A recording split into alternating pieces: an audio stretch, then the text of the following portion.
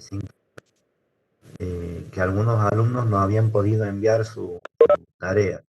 Eh, el profesor César ya ha tenido también una clase de consulta donde he hecho las devoluciones respectivas y hemos habilitado una actividad nueva de integración y a modo también de recuperatorio para los alumnos que o bien no habían podido enviar en tiempo y en forma las actividades 1 y 2 o no las habían aprobado, según la devolución que han recibido todos por parte del profesor César Juárez.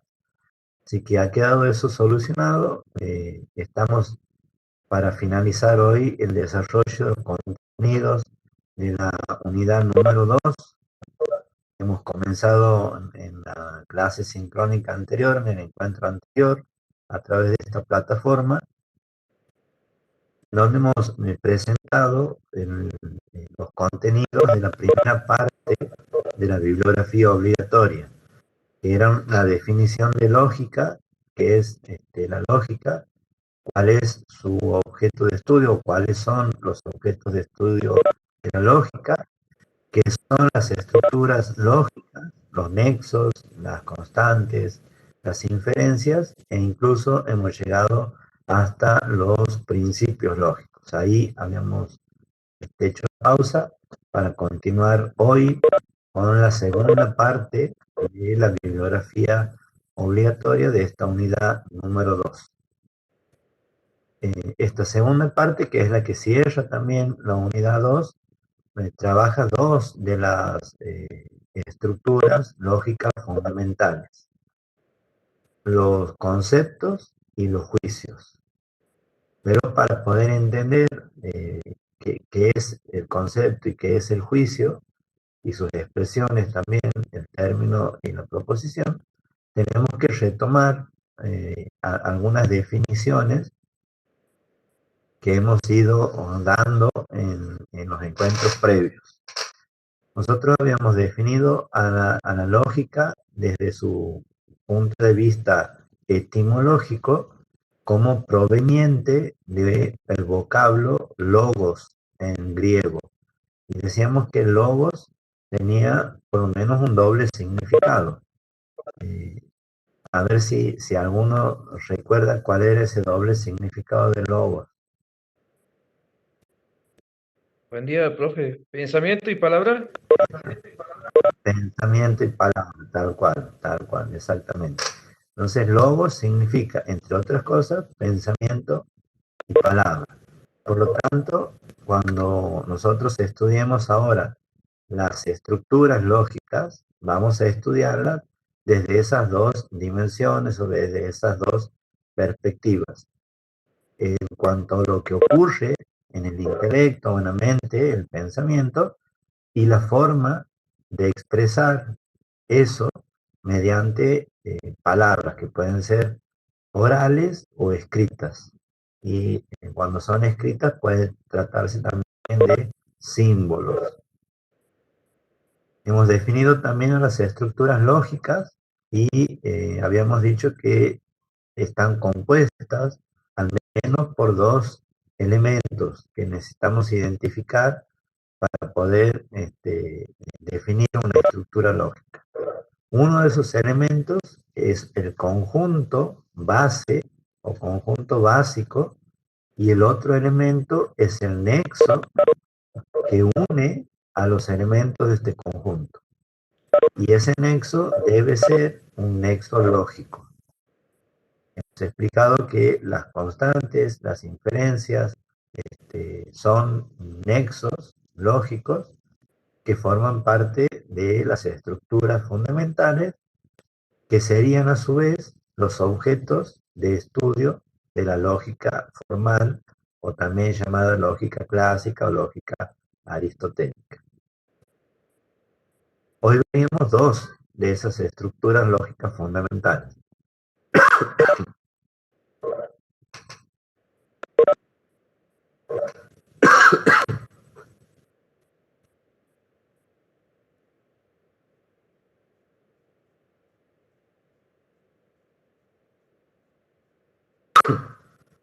disculpen, estoy un poco resfriado, vamos a seguir.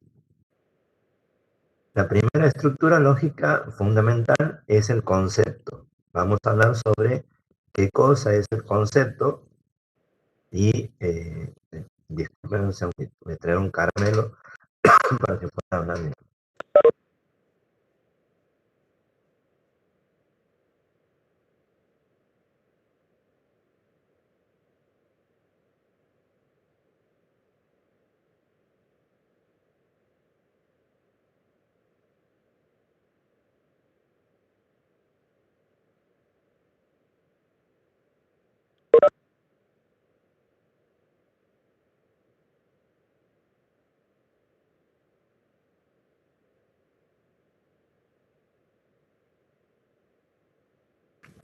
Bueno, ahí estamos de nuevo. Decíamos entonces el concepto es la primera estructura lógica y tiene dos aspectos: algo que ocurre en la mente, los griegos le llamaban el alma, el intelecto, diríamos hoy nosotros, en la razón, y otro aspecto que es la expresión que el individuo hace de eso que ocurre en su mente, a través del lenguaje y la palabra. Un lenguaje que puede ser articulado, un lenguaje con letras y palabras, o un lenguaje simbólico, mediante símbolos. Eso es indistinto. Cuando nosotros nos referimos al concepto desde el punto de vista de la lógica, tenemos que tomar en consideración que es una unidad mínima de expresión. Es como aislar de algo mayor una parte. Es como cuando hacemos un análisis de sangre, por ejemplo, y en ese análisis discriminamos o separamos los componentes de la sangre. Entonces decimos, bueno, hay plaquetas, glóbulos blancos, glóbulos rojos, plasma y demás. Si solo tomamos los glóbulos rojos, por sí mismos no podrían existir, se morirían. Bueno, algo parecido pasa con el término. El término forma parte de una estructura superior que son las proposiciones y los razonamientos. Entonces, por sí solos, aislados, los términos no tienen una existencia real. A diario, cotidianamente, no empleamos en nuestra comunicación y en nuestro pensamiento términos aislados. Pero sí es necesario hacer este abordaje analítico, separar, aislar un término para poder caracterizarlo, para poder conocerlo y relacionarlo luego con las otras estructuras lógicas. Decíamos entonces que se trata como de dos caras de una misma moneda, estos dos aspectos, el concepto y el término. El concepto acontece en la mente. ¿Y qué es lo que acontece ahí en la mente? Bueno, hay una captación intelectual de ciertas notas esenciales que hacen que una cosa sea idéntica a sí misma y distinta a las demás.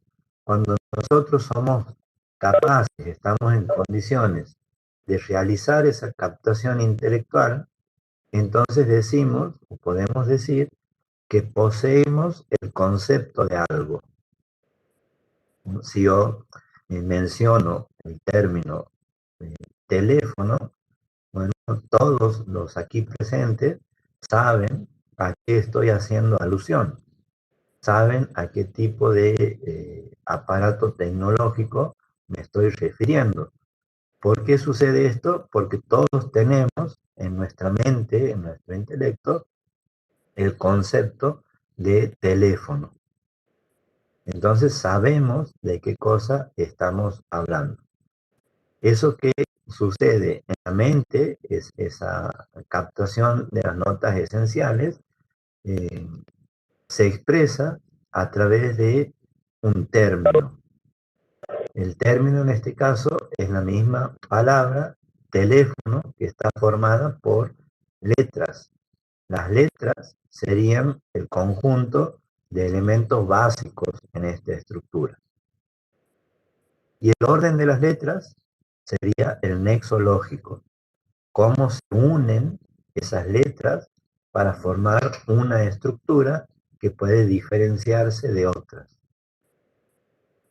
Aquí podríamos poner un ejemplo sencillo para que quede claro esta definición. Si yo les digo en una conversación en la que estemos, utilizo el término gato, gato. ¿Ustedes saben a qué me estoy refiriendo?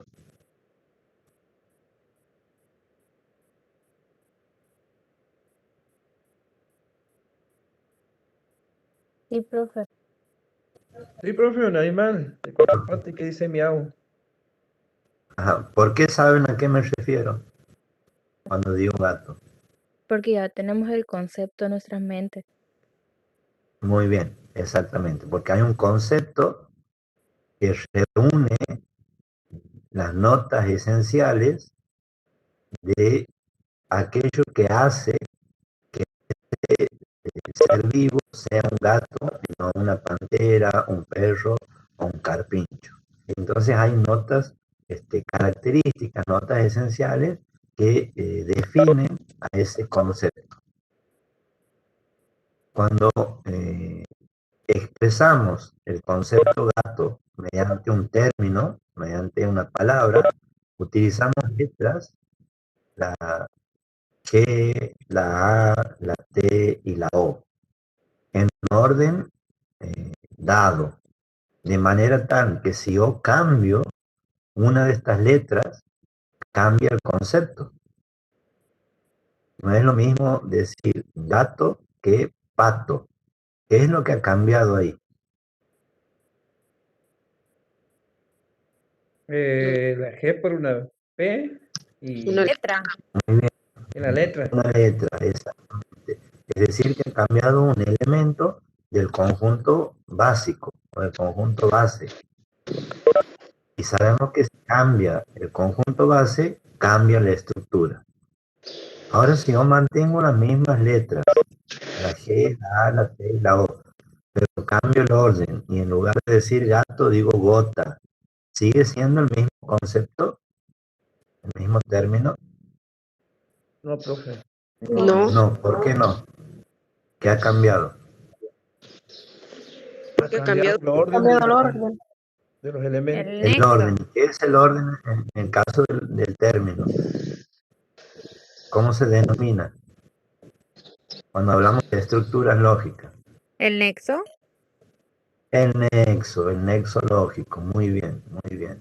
¿Sí? Si cambia entonces una parte de, el conjunto base o si cambia el nexo lógico, cambia completamente la estructura lógica. Vamos a tener una estructura lógica diferente.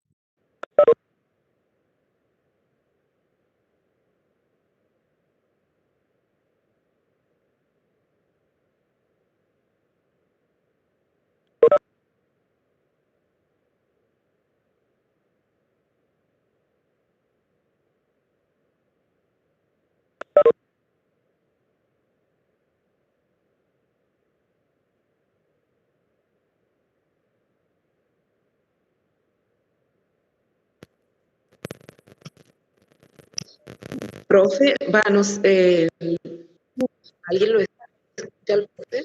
Buenas tardes. No, yo no. No, no se escucha. No, no se lo escucha.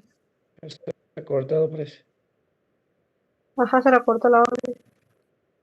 Creo que sigue hablando, pero no habla. Capaz que él tampoco nos... Ajá,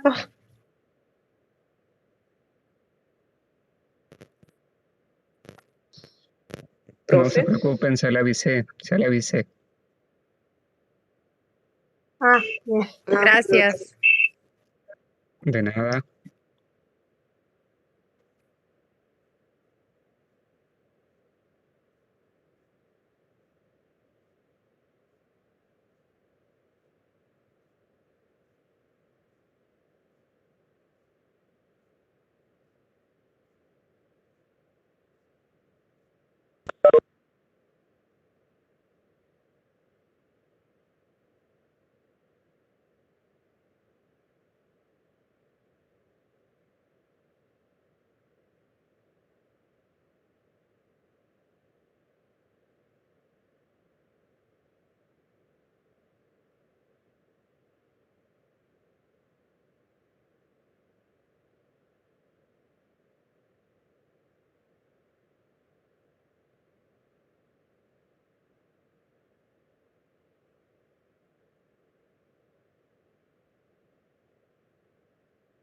ideales, ese conjunto que en lógica se llama clase de individuos a los cuales se les puede aplicar ese concepto. Es lo que el término designa. Profe, Profe. disculpe, no se lo escuchaba, así que hemos perdido el hilo, digamos, porque ha estado como 5 minutos muteado. ¿En dónde han quedado? En goto. ¿Compresión y extensión? No. En, La gota. en cuando se cambia el conjunto base o el nexo, cambia toda la estructura Ajá. lógica. Hasta ahí. Bien. Bueno, decía posteriormente que para poder identificar de manera rápida a una estructura lógica como un concepto, es decir, que si alguien me muestra una estructura lógica y me pregunta ¿qué estructura lógica es esta? Yo quiero rápidamente señalar de qué se trata.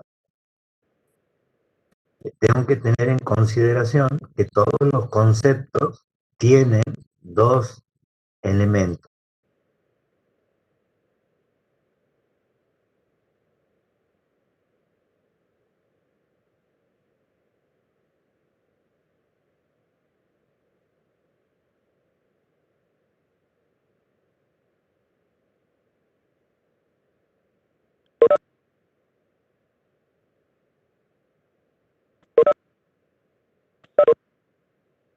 Profe, de nuevo no se escucha.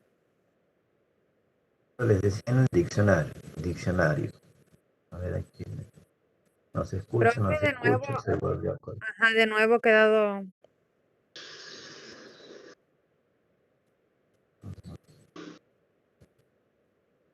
No se lo escucha, profe. Ahora, Ahora sí. Ahora sí, pero se corta por ratos. ¿Tendrá usted problemas de conexión? puede ser, sí, puede ser. Puede ser la plataforma también, porque ayer no andaba bien. Ah, puede ser.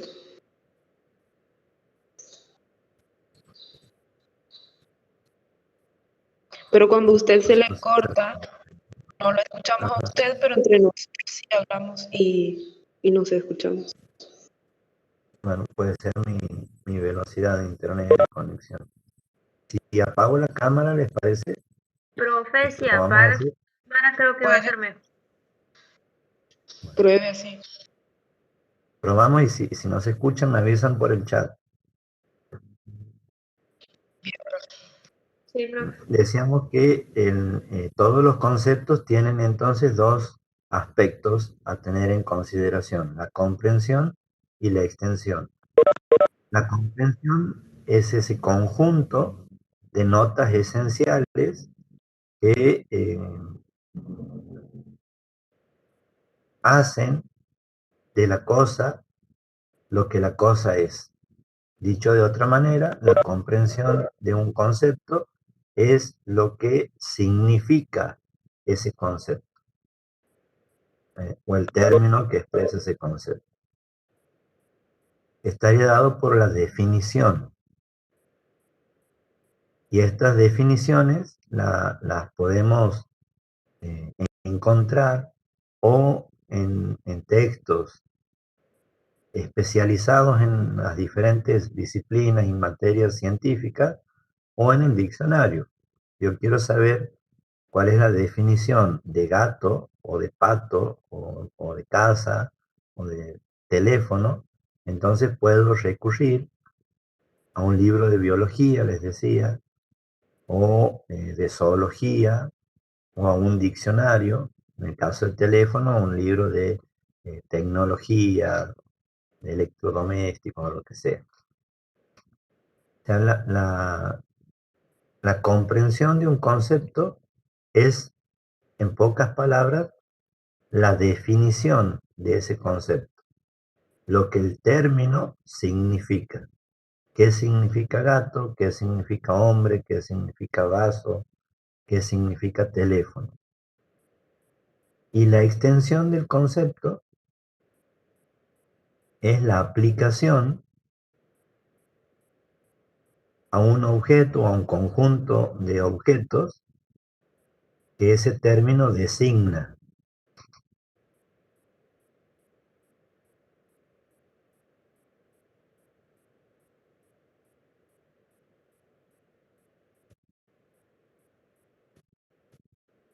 Entonces, en todos los conceptos tenemos dos elementos, comprensión y extensión.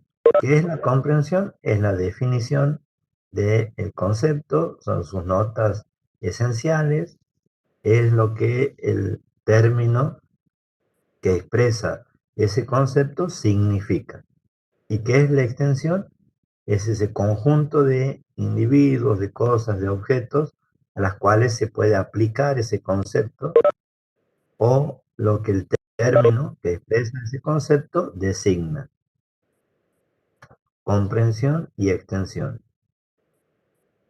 A su vez, estos dos aspectos guardan entre sí una relación inversa. Esto quiere decir que a mayor comprensión, menor extensión.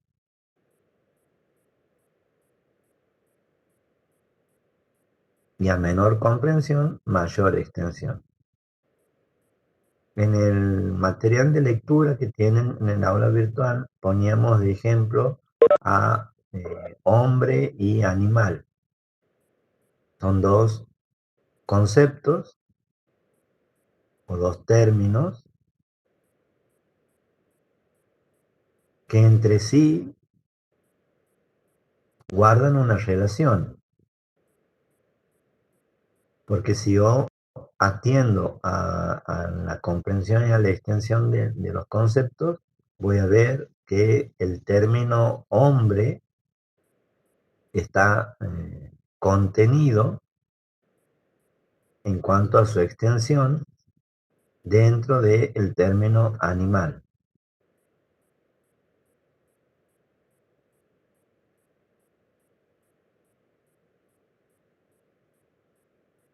Si nosotros definimos qué es el hombre, vamos a decir que es un animal racional, ya que agregamos ahí algo. Estamos aumentando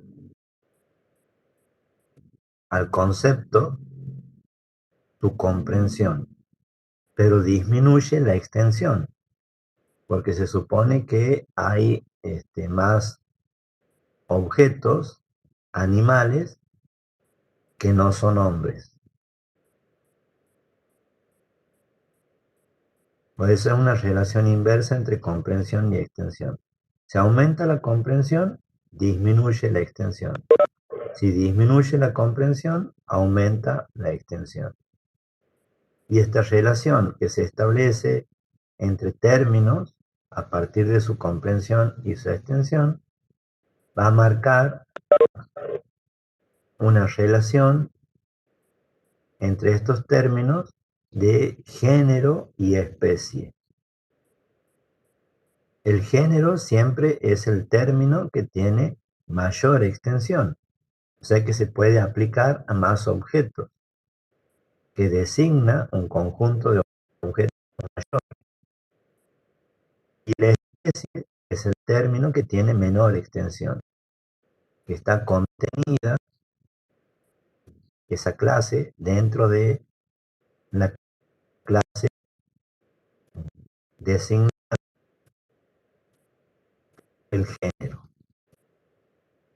Hay una relación de género y especie. Si yo digo útiles escolares y digo sacapunta, ahí puedo establecer una relación de comprensión y extensión y de género y de especie entre ambos.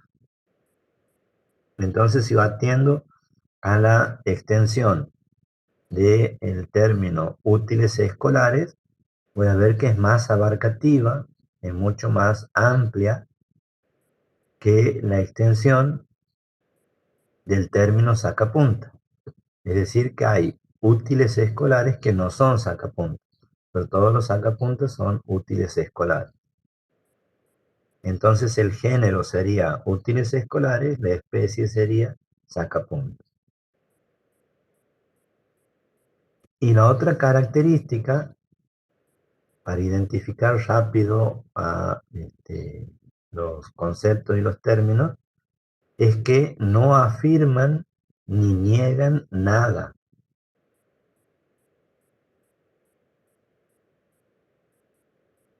Si yo digo computadora, si digo agenda, si digo piedra, si digo octubre, no estoy afirmando ni estoy negando nada. Por lo tanto, no tiene sentido decir que los conceptos y los términos sean verdaderos o falsos. Simplemente decimos que pueden estar bien usados o mal empleados en la construcción de alguna estructura mayor.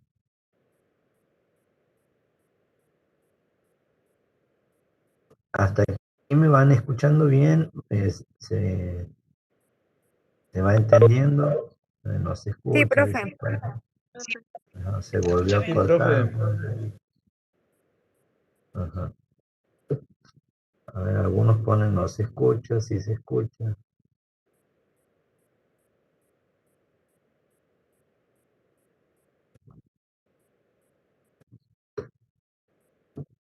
Me quedo con los que dicen que sí. No, Sí, sí, profe, bueno, después de que que apague la cámara, ¿se escucha bien? se escucha bien, perfecto. Sí. Bueno, la Profe, clasificación. ¿Cómo? de- Sí.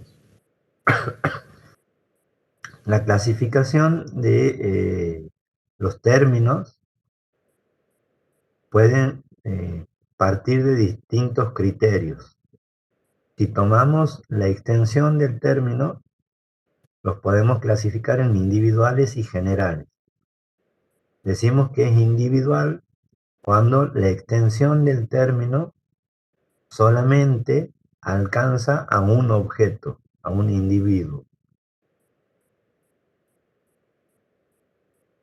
Y van a ser generales los términos cuando la extensión se aplica a más de un objeto o un individuo de la clase.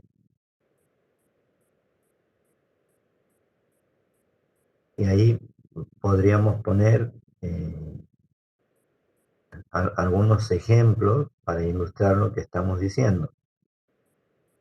Si yo digo provincias, ahí estoy enunciando un término que expresa un concepto, que tiene su comprensión y su extensión. ¿Qué es la comprensión del término provincia? Bueno, habría que buscar el significado. ¿Qué significa provincia? Vamos al diccionario, leemos ahí el significado, ya tenemos las notas esenciales, esa captación intelectual que hace que una provincia sea provincia y no país, y no municipio, y no ciudad.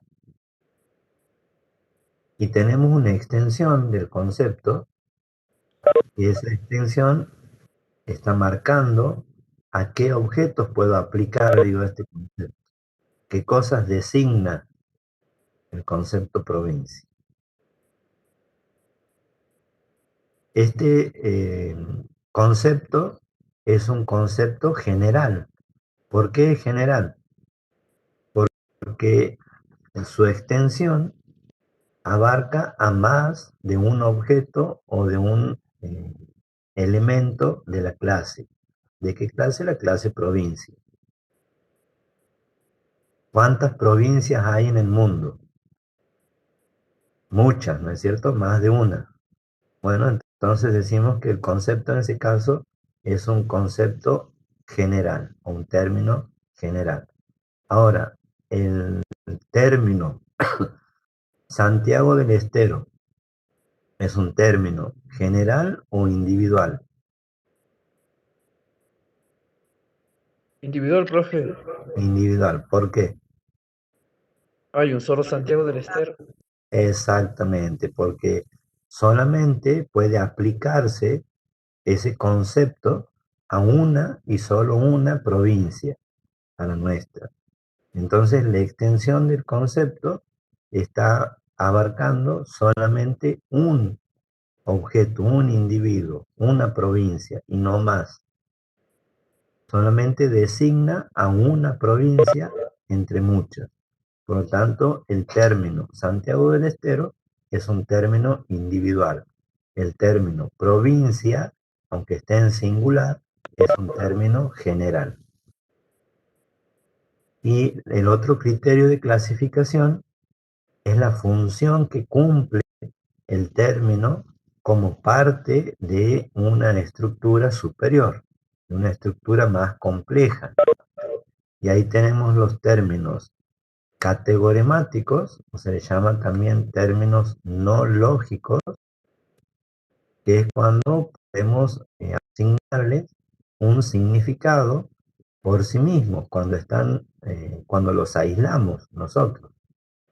No cuando están aislados, sino cuando nosotros los separamos para su estudio. Si yo dijese hoja, o si digo cardenal, bueno, ahí podemos nosotros definir y entendemos qué cosa es una hoja o qué cosa es un cardenal, porque tienen un significado que está dado por la definición de hoja y por la definición de cardenal. Pero hay otro tipo de términos que son los sincategoremáticos o también llamados términos lógicos, que no tienen un significado cuando es solos o aislados. Sería el ejemplo de el término y, una Y. ¿Qué significa y? Bueno, depende. Depende de la estructura superior, más compleja, de la cual esté formando parte. Lo mismo si es que decimos ninguno. ¿Qué es ninguno? ¿A qué se refiere? ¿Qué quiere significar con ninguno? ¿A qué aplicación, a qué objetos podemos aplicar el término ninguno? Bueno, por sí solo no tiene un significado preciso, concreto. Tiene que estar acompañando a otros términos como nexo o como un cuantificador. Pero por sí mismo no tiene un significado específico. Entonces a este tipo de términos que necesitan estar junto con otros para que adquieran un significado pleno, se les denomina sincategoremáticos o lógicos, términos lógicos. ¿Hasta aquí venimos bien? ¿Alguien quiere preguntar algo?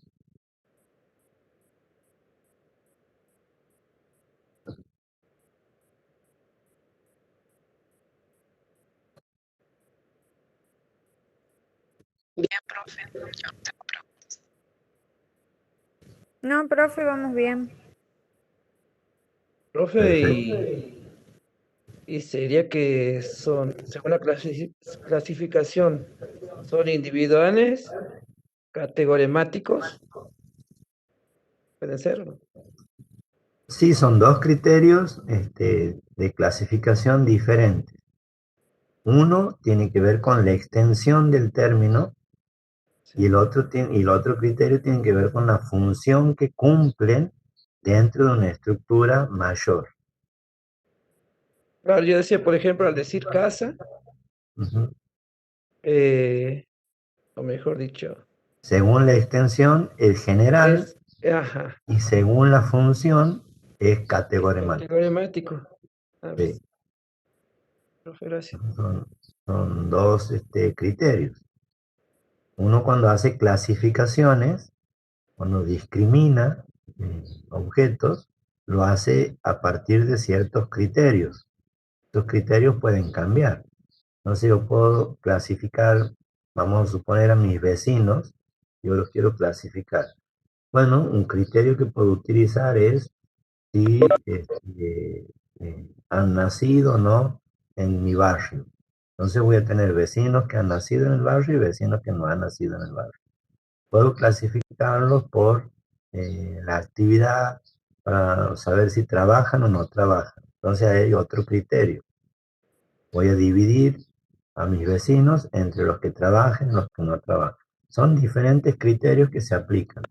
En el caso de los términos, la clasificación se hace a partir de su extensión y a partir de la función que pueden cumplir cuando forman parte de una estructura mayor.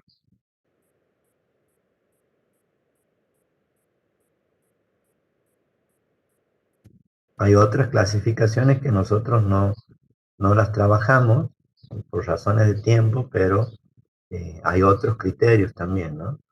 Clasifican a los conceptos muy positivos, negativos, privativos, contrarios. Eso no lo vemos nosotros. Solamente tomamos dos criterios.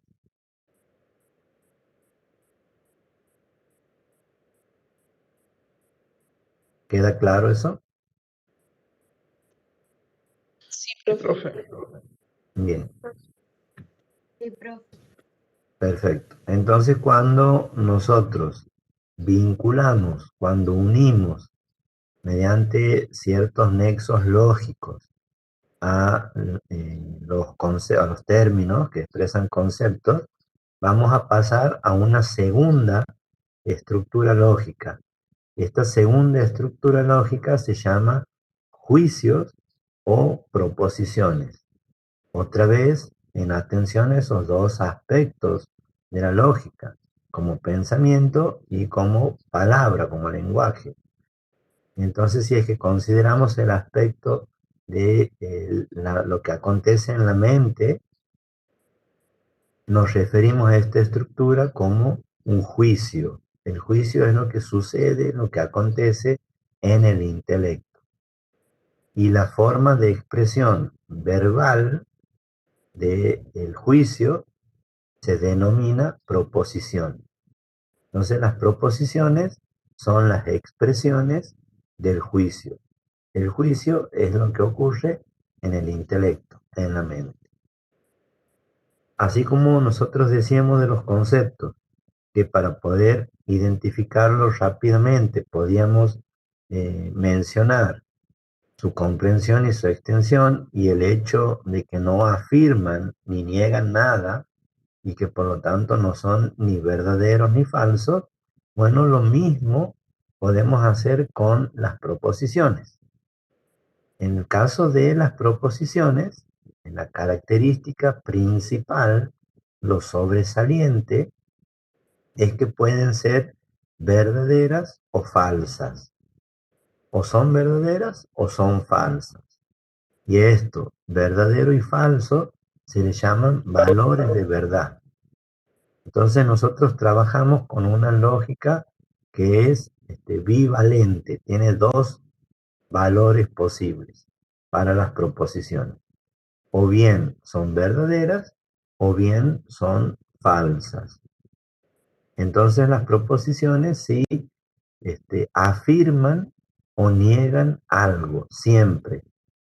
Si vemos que no hay una afirmación o una negación, si vemos que la expresión no puede ser considerada como verdadera o falsa, entonces no se trata de una proposición que esté expresando un juicio.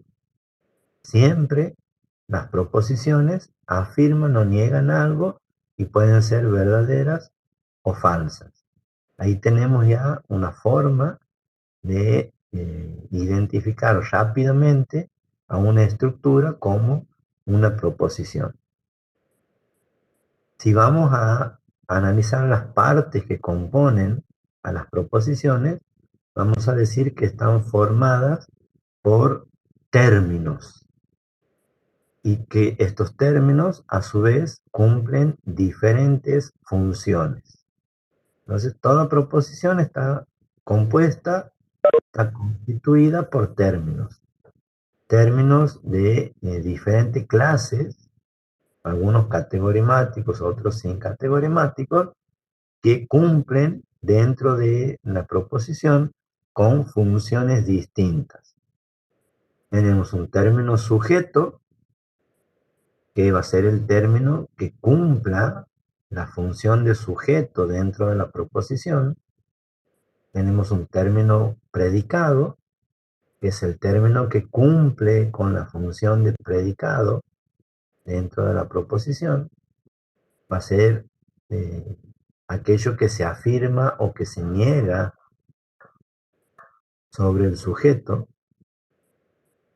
Y tenemos un nexo lógico que une al término sujeto con el término predicado. Y ese nexo lógico se le llama cópula.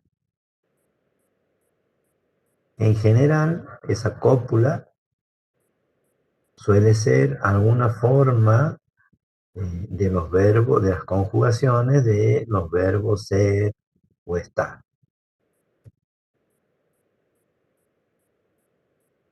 Cuando yo digo el celular es útil,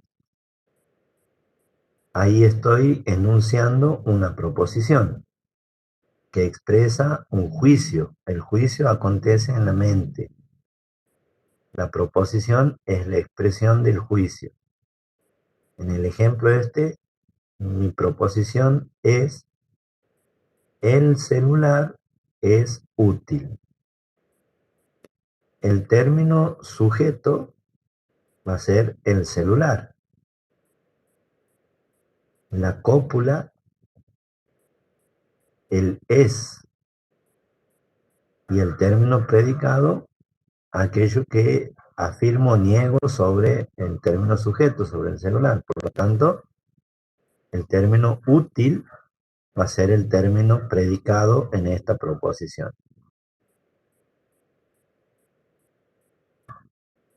Al término sujeto se lo simboliza con una S mayúscula y al término predicado se lo simboliza con una P mayúscula.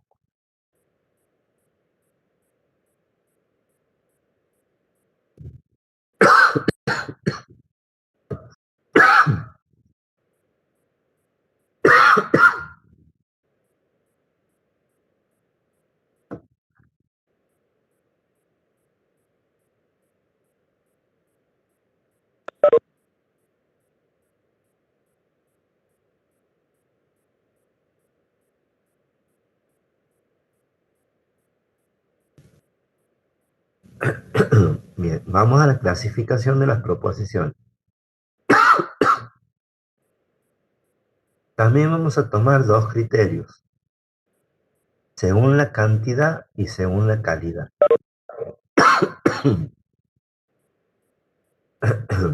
Según la calidad de las proposiciones, pueden ser afirmativas o negativas.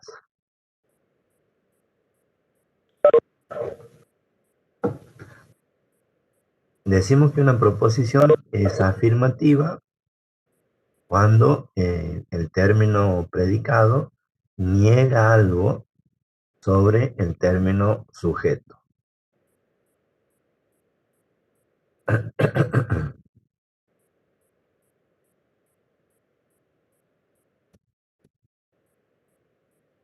El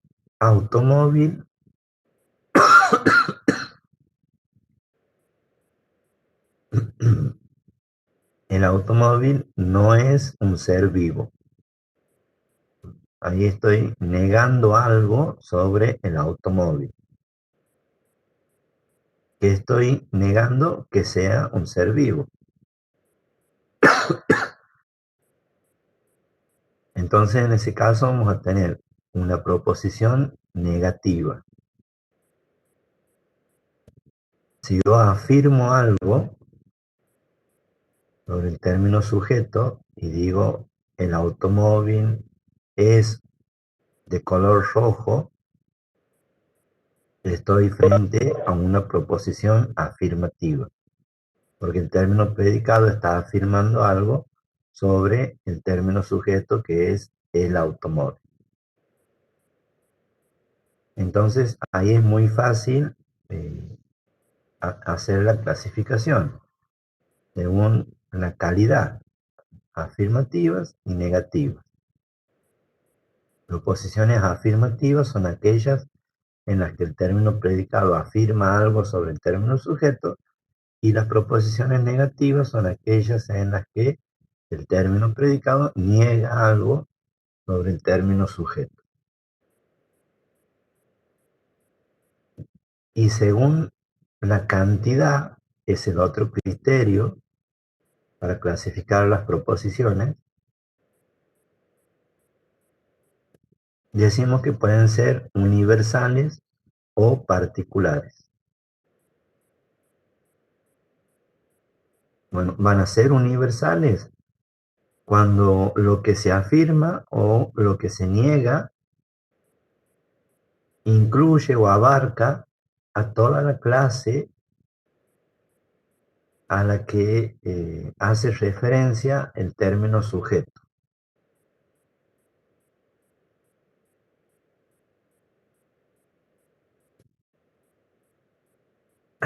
Si yo digo todos los leones tienen melena, entonces estoy afirmando algo. ¿Qué estoy afirmando? Que tienen melena. ¿Quiénes? Todos los leones. No digo algunos leones, digo todos. Entonces, este término, todos, que es un término sin categorimático,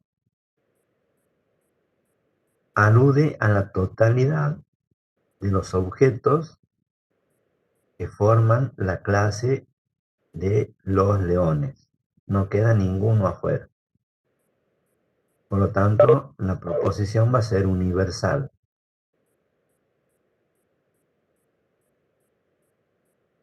Y por el contrario, va a ser particular cuando la afirmación o la negación solamente se haga con respecto a un elemento o a algunos elementos, pero no a todos los elementos de la clase a la que el término sujeto está haciendo alusión. Puedo decir, algunos alumnos son muy considerados. Bueno, no digo que todos, digo solamente algunos. Ahí el término sujeto es alumnos. Por lo tanto, estoy refiriéndome a una clase que abarca a todos los alumnos de todo tiempo y lugar, del pasado, del presente, del futuro, de aquí, de la China, de Japón, de Estados Unidos, de Canadá. Pero cuando yo digo algunos alumnos, estoy recortando esa clase. Voy a afirmar algo o voy a negar algo, no sobre la totalidad de la clase, sino sobre una parcialidad de la clase. Digo algunos alumnos. Esto quiere decir que algunos sí y otros no. Bueno, ¿cuántos sí y cuántos no? Cuando se dice algunos, se entiende que es al menos uno, por lo menos un alumno.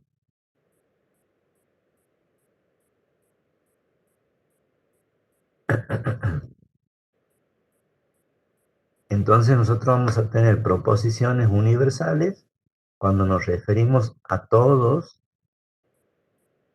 los elementos de una clase que está indicada por el término sujeto y sobre la cual afirmamos o negamos algo mediante el término predicado. Y vamos a tener proposiciones particulares cuando hagamos alusión solamente a algunos de los elementos de la clase que está señalada por el término sujeto, sobre la cual afirmamos o negamos algo mediante el término predicado y obviamente en la cópula, en nexo lógico.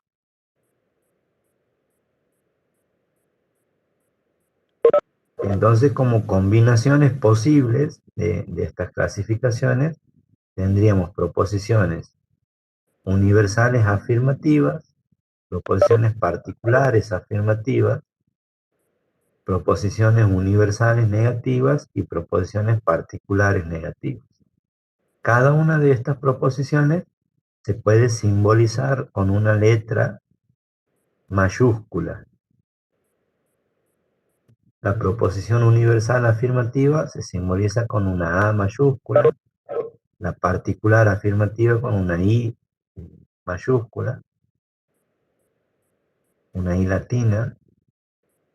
La proposición universal negativa se simboliza con una E mayúscula y la particular negativa con una O mayúscula. A estas proposiciones, que son típicas, se les denomina proposiciones apofánticas clásicas. Son de 4 tipos: universal afirmativa, particular afirmativa, universal negativa y particular negativa.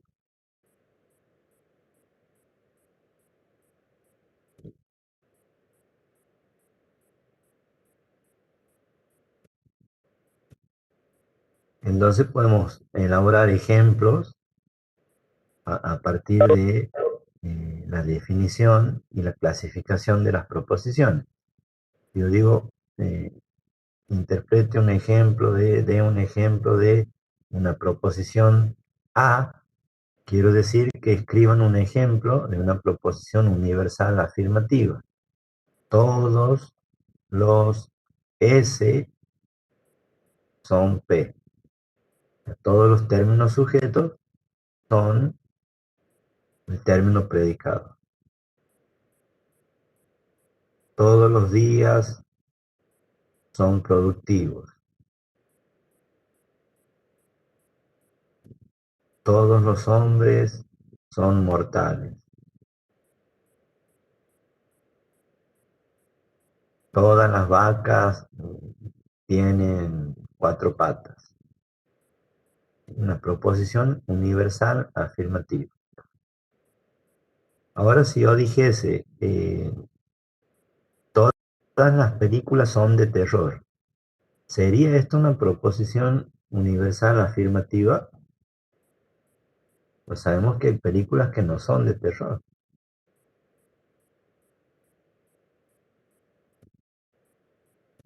¿Qué tipo de proposición sería? Según su calidad y su cantidad. Todas las películas son de terror.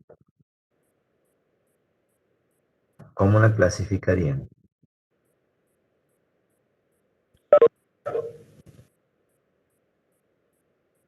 Como universal afirmativa. Ajá. Y no importa que haya películas que no sean de terror.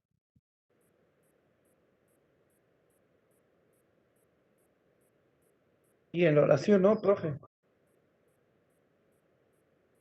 En la oración está afirmando. Ajá, en la proposición estamos afirmando. Es una proposición. Exactamente, exactamente. Es una proposición muy bien universal, afirmativa. No interesa si es verdadera o falsa, esa es otra cuestión. Eso es asignarle un valor de verdad a el juicio o la proposición. Lo que nosotros estamos haciendo en este caso es clasificarla solamente, pero no estamos todavía trabajando con los valores de verdad. Entonces, por eso decíamos que afirman o niegan algo y que pueden ser o bien verdaderas o bien falsas, pero no le corresponde a la lógica, por lo menos en muchos casos, decir cuándo son verdaderas y cuándo son falsas las proposiciones. No nos interesa por el momento establecer el valor de verdad de la proposición. Lo que nos interesa es poder clasificarla según su calidad y según su cantidad. Si yo digo ningún día lunes es divertido, ¿qué tipo de proposición sería esa?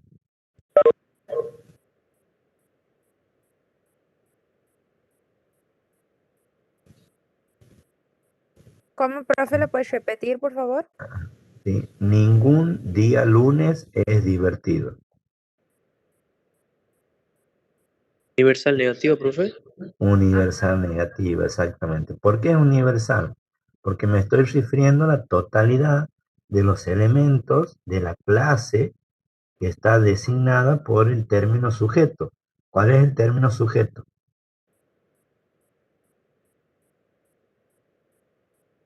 Ningún día lunes.